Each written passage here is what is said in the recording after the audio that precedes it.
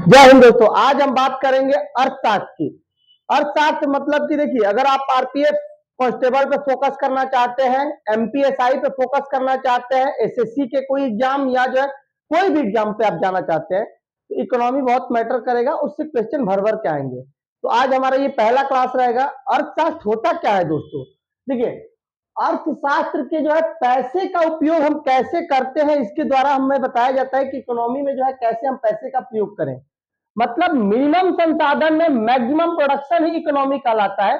अगर आपके पास जो है 3 किताबें हैं, तो 3 किताबों को कैसे यूज करें कि ज्यादा से ज्यादा उससे प्रॉफिट निकाल सके, समझ लीजिए, ज्यादा से ज्यादा क्वेश्चन बना सके।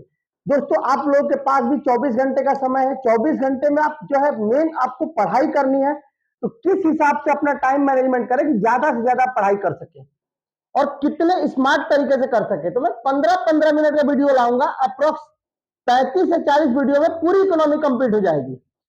चलिए देखिए, अर्थशास्त्र के जनक जो है एडम स्मिथ को कहा जाता है। इकोनॉमी के जो है फादर ऑफ इकोनॉमी किसे कहा जाता है? एडम स्मिथ को कहा जाता है। अगर हम बात करें भारतीय अर्थशास्त्र के जनक, तो ये जो है विश्वेश्वरैया को कहा जाता है। Father of Indian economy Visvesvaraya को कहा जाता है। माइक्रो इकोनॉमी और मैक्रो इकोनॉमी, माइक्रो इकोनॉमी में जो है बाजार का अध्ययन किया जाता है, छोटे छोटे लेवल पे, जैसे कंपनी कंपनी का अध्ययन किया जाता है। अगर हम जो है मैक्रो इकोनॉमी की बात करें, तो इसमें बड़े बड़े अध्ययन किए जाते हैं, जैसे देश की अर्थव्यवस्था, विदेश की अर्थव्यवस्था। दोस्तों देखिए, कहीं से भी आपके घर में, आपके देश में, पूरी दुनिया में पैसा आता है, वो 3 ही सेक्टर हो सकता है। सेक्टर, तो सेक्टर से जो है, अगर हम भारत में पैसा की बात करें, आपके घर में पैसे की बात करें, तो सेक्टर से आते हैं। ये सेक्टर जो है 3 भागों में बांटा गया है। एक नेचर के हिसाब से होता है, एक शर्त के हिसाब से होता है, एक ऑनरशिप के हिसाब से होता है। देखिए, आपका स्वभाव कैसा है, नेचर कैसा है, ठीक है, नेचर कैसा है, इसके बाद जो है शर्त क्या है, टर्म्स एंड कंडीशन क्या है, और ऑनरशिप किसका है। इसी आधार पे क्या होता है दोस्तों, पैसा आता है। तो नेचर के हिसाब से 3 भागों में बांटा गया है, प्राथमिक सेक्टर, द्वितीयक सेक्टर और तृतीयक सेक्टर। प्राथमिक, द्वितीयक और तृतीयक। आर्थिक क्रिया के आधार पर बांटा गया है कि आर्थिक क्रिया के आधार पर ही हो सकता है। प्राथमिक सेक्टर होगा, द्वितीयक सेक्टर होगा और तृतीयक सेक्टर होगा। दोस्तों देखिए, प्राइमरी सेक्टर, प्राइमरी सेक्टर होता क्या है? जो सीधे जमीन से, नेचर के ऊपर निर्भर हो, उसे प्राइमरी सेक्टर बोलते हैं। दोस्तों अगर हम प्राइमरी सेक्टर की बात करें, तो प्राइमरी सेक्टर में जैसे खेती आ जाएगा, खेती से प्रोडक्ट जो भी बन निकल रहा है, गेहूं है, आटा है। गेहूं देखिए, गेहूं है, निकला खेत से, अब उसको आटा बना दिए, तो वहां पे क्या हो रहा है, निर्माण या विनिर्माण हो रहा है। जब कभी निर्माण या विनिर्माण होगा तो द्वितीयक सेक्टर हो जाएगा।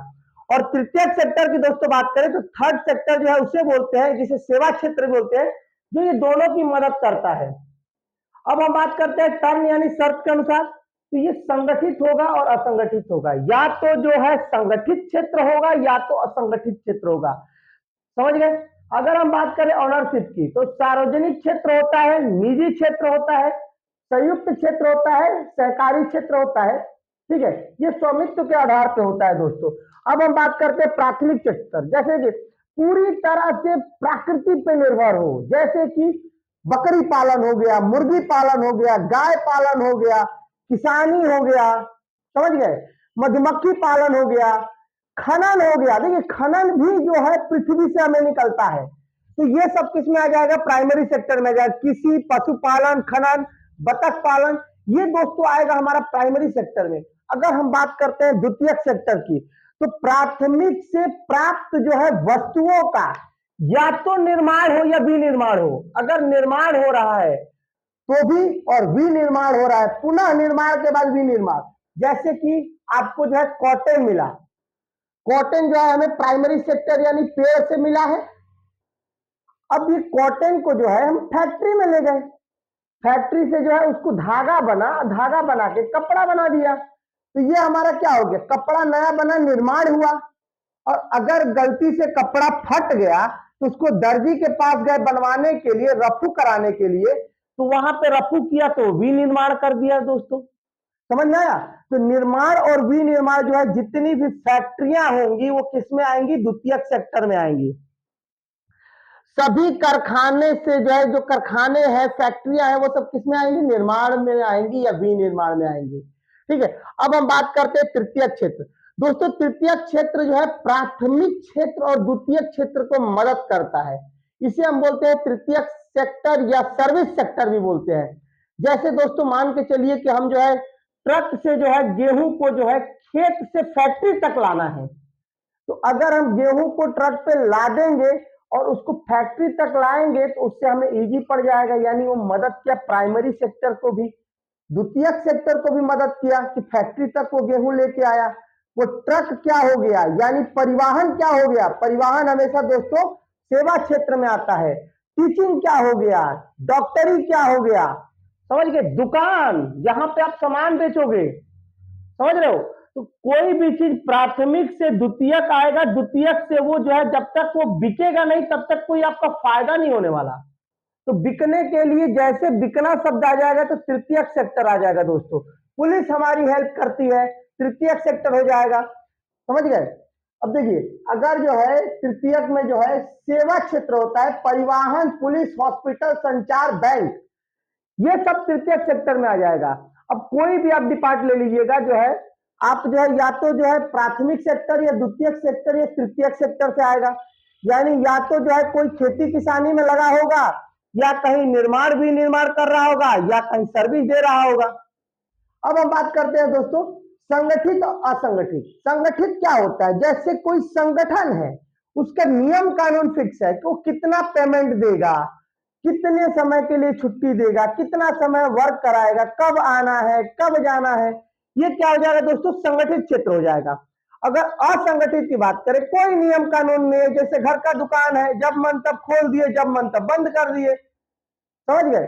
देखिए, दुनिया का, भारत का सबसे बड़ा संगठित क्षेत्र जो जॉब देता है वो रेलवे है। सरकारी संगठित क्षेत्र है जो कि रेलवे जॉब देता है। अगर हम प्राइवेट सेक्टर की बात करें तो कपड़ा उद्योग है। असंगठित जिसमें ना वेतन फिक्स हो, ना छुट्टी फिक्स हो, ना समय फिक्स हो। सार्वजनिक क्षेत्र जैसे कि सरकारी होता है, सार्वजनिक मतलब ही होता है पब्लिक सेक्टर। पब्लिक सेक्टर मतलब जिसमें सरकार की हिस्सेदारी 50% से ज्यादा हो, वो पब्लिक सेक्टर हो जाता है। अगर हम बात करें निजी क्षेत्र की तो प्राइवेट, निजी मतलब प्राइवेट। देखिए इसमें भी तीन शब्द होता है, एक प्राइवेट लिमिटेड होता है, एक लिमिटेड होता है, और एक जो है प्राइवेट होता है, कंपनी का नाम होता है। जैसे कोई कंपनी का नाम है, इसका मतलब वो सिर्फ कंपनी लिखा है, मतलब वो एक मालिक है उसका। अगर प्राइवेट लिमिटेड लिखा है मतलब दो से ज्यादा, दो या दो से ज्यादा और 50 से कम मालिक है। अगर वो लिमिटेड लिख दिया है दोस्तों तो लिमिटेड का मतलब हो जाता है वो 50 से ज्यादा उसमें पार्टनर है। चलिए, अब अगर बात करें संयुक्त क्षेत्र की, संयुक्त क्या होता है? जिसमें गवर्नमेंट कोलैबोरेशन करती है, जैसे कि PPP model, public private partnership. सरकार बोलेगी भाई जमीन हम दे दे रहे हैं, सड़क का निर्माण आप कराइए। जैसे कि एयरपोर्ट पे सरकार कर रही है, रेलवे स्टेशन पे कर रही है कि भैया निर्माण का काम आप देखो। तो उसमें क्या होगा? देखिए, विकसित होने के लिए सबसे अच्छा तरीका होता है PPP model, public private partnership model. इसमें क्या होगा कि सरकार के संसाधन रहेंगे, प्राइवेट लोग अपना पैसा लगाएंगे, लेकिन सरकार जो है, सरकार को जो जितने भी स्पेस है दे देना चाहिए सरकार को, स्पेस में जाके प्राइवेट करता रहे अपना भाई। चलिए, अब संयुक्त सेक्टर के सहकारी क्षेत्र क्या होगा? सहकारी क्षेत्र में दोस्तों देखिए, सहकारी क्षेत्र में क्या होता है? सरकार जो है पार्टनरशिप नहीं करती, सरकार बस सहयोग करती है। कंपनी और आम पब्लिक के बीच जो है जिस चीज की जरूरत है, जैसे कि अमूल डेयरी प्रोडक्ट जो है सहकारी क्षेत्र है, अमूल डेयरी प्रोडक्ट जो है सहकारी क्षेत्र है, तो इसमें सरकार क्या करेगी? सहयोग करेगी। संयुक्त क्षेत्र में दोस्तों जो है एग्रीमेंट होता है, एमओयू, मेमोरेंडम ऑफ एग्रीमेंट। देखिए, एग्रीमेंट नहीं होगा तो बवाल हो जाएगा, कोई बोलेगा हमारा हिस्सा इतना, हमारा हिस्सा इतना। इसीलिए जो है एमओयू साइन होना जरूरी होता है। दोस्तों ये हमारा इकोनॉमी का पहला क्लास था, कल आपको सेकंड क्लास मिलेगा। जय हिंद दोस्तों।